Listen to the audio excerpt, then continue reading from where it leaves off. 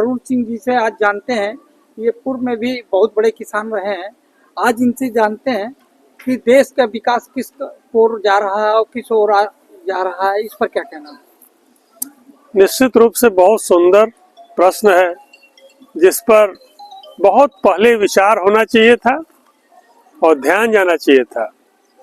देश जब से स्वतंत्र हुआ है, इन 8 दशकों में हम देख रहे हैं कि भौतिक विकास तो होता जा रहा है, लेकिन हमारे मानव समाज का, देश का आत्मिक विकास कहीं न कहीं पीछे छूट रहा है।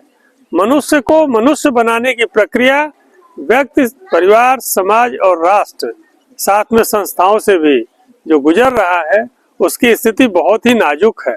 बहुत कम लोग ध्यान देते हैं कि मनुष्य का विकास ही सर्वोपरि है, और नहीं तो कम से कम भौतिक विकास के साथ साथ आत्मिक विकास भी एक संतुलन में होना चाहिए। तभी जीवन की और दुनिया की जो मूलभूत समस्याएं हैं वो हल होंगी और अपने आप हल हो जाएंगी। यदि मनुष्य विकसित होगा तो भौतिक विकास उसका सौंदर्य है, और केवल भौतिक विकास करते रहेंगे तो मनुष्य हमेशा तनावग्रस्त और नहीं तो अवसादग्रस्त रहेगा। इसीलिए एक सवाल और है आपसे जी, पहले के भारत, आज के भारत में क्या अंतर है? पहले के भारत में अगर 100 साल पहले जाएंगे तो फिर तो अंतर ही अंतर है, और यदि 2000 साल पहले जाएंगे तो बहुत अंतर है। जब ये देश सोने की चिड़िया होती थी तो हमारा भौतिक और आत्मिक विकास दोनों ही बड़ा संतुलित था, और तभी ये देश सोने की चिड़िया और जगत गुरु कहलाया। आज हम भौतिक विकास की अंधी दौड़ में चले जा रहे हैं।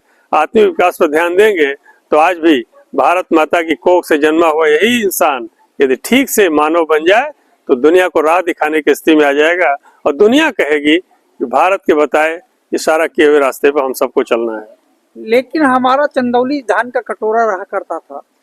उस टाइम हमारे यहाँ जब धान का कटोरा कहा जाता था तो धान का बहुत बड़ा उद्योग सिस्टम था, लेकिन हमारे चंदौली में धान के कटोरे के हिसाब से विकास नहीं हुआ। इस पर क्या कहना है? यह बिल्कुल सत्य है। चंदौली धान का कटोरा है।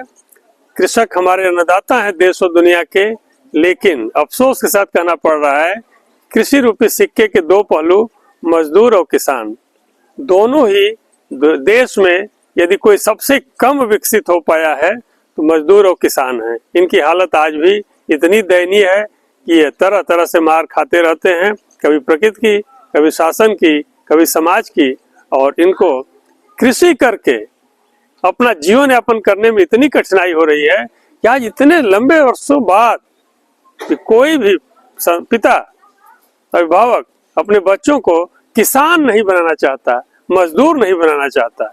इसके मूल पे हमें विचार करना होगा और ठीक से व्यवहारिक नीतियों को समाज में उतार करके मजदूरों और किसानों की स्थिति ठीक करनी ही पड़ेगी, वरना हम ऐसे ही हाय हाय करते रह जाएंगे। डॉक्टर साहब, एक सवाल और,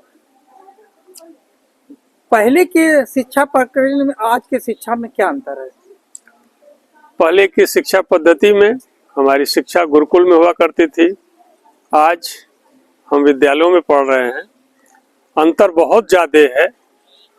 वहां पर फिर हम केवल सिलेबस का ज्ञान दे रहे हैं, और सिलेबस ऐसा बना है कि वो दुनिया को समझो, इस सृष्टि को समझ लो, चांद और मंगल पे पहुंच जाओ, लेकिन खुद को समझने की कोई प्रक्रिया हमारी शिक्षण संस्थाओं में नहीं चल रही है। वो अपने बच्चों को किसी भी उम्र में यह शिक्षा नहीं देते कि बिना खुद को, बिना स्वयं को समझे और जाने जीवन का कोई मतलब नहीं है। और इसी तरह से दुनिया आज भी परेशान है और कल भी परेशान रहेगी। इससे बाहर निकलने के लिए मनुष्य को अपनी समझ विकसित करनी पड़ेगी। धन्यवाद।